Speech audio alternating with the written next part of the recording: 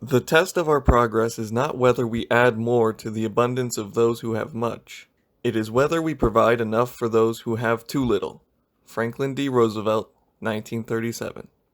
It is in this spirit of social equity that I chose to focus my research on microfinance institutions, or MFIs for short. My objective in this thesis is threefold. To 1. Gain an understanding of the microfinance sector, 2. Learn about different standard governance tools, and 3. Investigate a specific empirical question using a global panel dataset of microfinance institutions. With these objectives in mind, I want to explore what impact external governance measures have on the performance of MFIs. The growth of the microfinance sector over the last 2 decades has been phenomenal. In 2016, there were 123 million customers at microfinance institutions worldwide, with a loan portfolio of $102 billion. Against the backdrop of rapid global growth, a recent report identified institutional governance as one of the principal concerns facing the microfinance sector, jeopardizing its role as both a business and a social service. What makes MFIs important is that they provide financial services to people in poverty and low-income areas around the globe. Microfinance is accepted as an effective poverty alleviation tool around the globe and is very high on the priority list of the public agenda of various countries. MFIs have some unique features that differentiate them from other financial institutions. They are most known for their collateral-free microloans, which had first emerged as a group project which provided loans to groups instead of individuals. But, as the development of MFIs progressed, new programs began to surface with individual loans. The group loans, which are the most popular in microcredit lending, are granted to generally groups of 5 people. The group then is fully responsible for loan repayment. In order to obtain a loan, a person would have to find 4 other people willing to form a group. As the entire group is responsible for repayment, the group members would play an important role in the process. Typically, some non-credit assistance accompanies each loan and ranges from skills, training, to marketing assistance, to lessons in social empowerment. After the group goes through extensive interviews, familiarize themselves with the rules and policies, and only after all the members of the group pass all requirements, the first person, also serving as a group leader, is able to get the loan for the amount approved by the administrator. The remaining group members are granted loans after the first member has paid off the loan. Generally, groups are required to meet in regular intervals, often weekly, during which payments are collected. During the meetings, groups are able to take advantage of the additional non-credit assistance as well as provide peer monitoring. MFIs have a gender bias in which most of the recipients of loans are female. One of the main reasons for the success of microfinance in the public eye is because of the targeting of women. This gender bias exists globally. In a 2013 study by Despalier et al., using data set of 398 MFIs in 73 countries, that 70% of clients were female. Women are more likely to pay the high interest rates required by many MFIs since they are more restricted in their access to the formal labor market. And as far as supply is concerned, 3 main arguments are usually put forward by donors or practitioners in favor of targeting women: gender equality, poverty reduction, and efficiency. In a report from the World Bank, it was said that $1 loaned to a woman had greater development impact than $1 loaned to a man. A strong appeal of the microfinance sector is the success of achieving high repayment records despite high interest rates. These repayment rates range from 79% in the US to 97% with Grameen Bank in Bangladesh. The relation between gender and repayment has been analyzed in a number of studies. Malawi Holm, 1991, reports that 92% of women pay on time, compared to 83% for men. And Gibbons and Kasim, 1991, find that in Malaysia, 95% of women repay their loans compared to 72% of the men. There are 2 categories of governance mechanisms that impact any company: internal and external.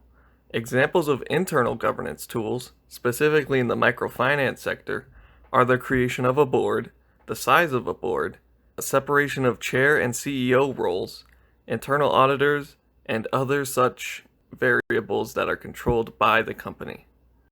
Some examples of external governance tools include presence of international directors on the board, independent external auditors, rating by independent rating agencies, regulations, and competition, along with other mechanisms. The data in our sample was retrieved from the Mixed Market Database, which is a web-based microfinance platform that provides data on MFIs across several countries. The sample consists of 1,232 MFIs with a total of 6,856 observations taken over a 16-year span between 1996 and 2012 from 100 countries. The following random effect panel regression was run, using statistical packages in R to capture the impact of external governance mechanisms on the performance of microfinance institutions. The dependent variables are our performance variables, PMR and ROA. PMR is the operating income divided by the revenue of the MFI. ROA is similarly operating income divided by the total assets of the MFI. We have three variables to capture external governance: audited, rated, and regulated. Audited is a dummy variable where it equals 1 if the financial reports are audited by an external auditor, and 0 if not. Rated is a dummy variable where it equals 1 if the financial reports are rated by a rating agency, and 0 if not. And regulated is a dummy variable where it is equal to 1 if their financial reports are regulated. The diamond star is a disclosure classification based on the extent to which a particular MFI's reports and financial statements are certified, audited, or rated by reputable rating agencies. The diamond star depicts the degree of transparency and reliability of MFI's information. These diamond star categories range from 1 to 5, where 5 indicates the highest level of reliable MFI information. MFIs simply reporting general information receive a diamond star 1 rating. They receive a 2 rating if they report at least 2 years of outreach and impact data. Diamond star 3 implies that MFIs have reported at least 2 years of financial statements. Diamond star 4 implies that the MFIs have reported at least 2 years of audited financial statements. Finally, diamond star 5 implies that the MFIs providing at least 2 years of audited statements are also rated by an independent external rating agency. The control variables in our regression are age, assets, risk, and expense ratio. Age is a dummy variable that measures if an MFI is mature or if it is new/young. Size is presented as variable assets, simplified in terms of millions of US dollars. Risk is calculated by variable PAR 30D, which is a measure of portfolios at risk over 30 days. Expense ratio is measured by variable TARE, which is a measure of total expenses divided by assets. This is followed by the degree of error. The main empirical results are presented in tables 1 and 2. Table 1 provides the descriptive statistics of the sample used in the study. The average profit margin of MFIs is 9%. About 80% of MFIs in the sample provide audited financial statements. About 15% of MFIs provide financial information that are both audited and rated by independent agencies. Nearly 61% of the sample MFIs are regulated, and 68.2% considered as mature in terms of age. The average size of MFIs in the sample are equal to about $67 million in assets. The average MFI has 5.8% of its portfolio at risk over 30 days. And the average expense ratio of MFIs in the sample is 25.1%. Table 2 provides the results from the panel regression. 2 out of the 3 external governance variables, rated and regulated, show statistically significant impact on the performance of MFIs under alternate proxies of MFI profitability, with the desired sign.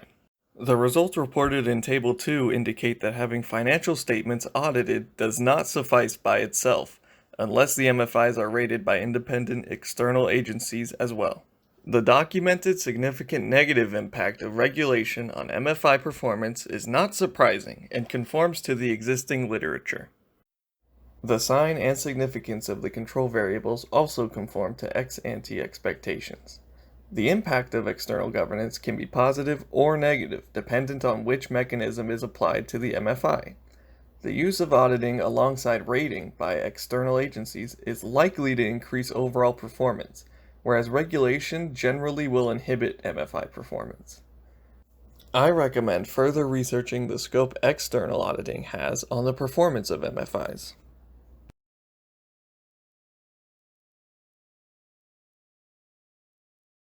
I just want to say thank you to my family for giving so much of themselves to get me here. I want to thank Chanel for supporting me throughout all of this. I want to thank Professor Hassan for his guidance and insight as my mentor.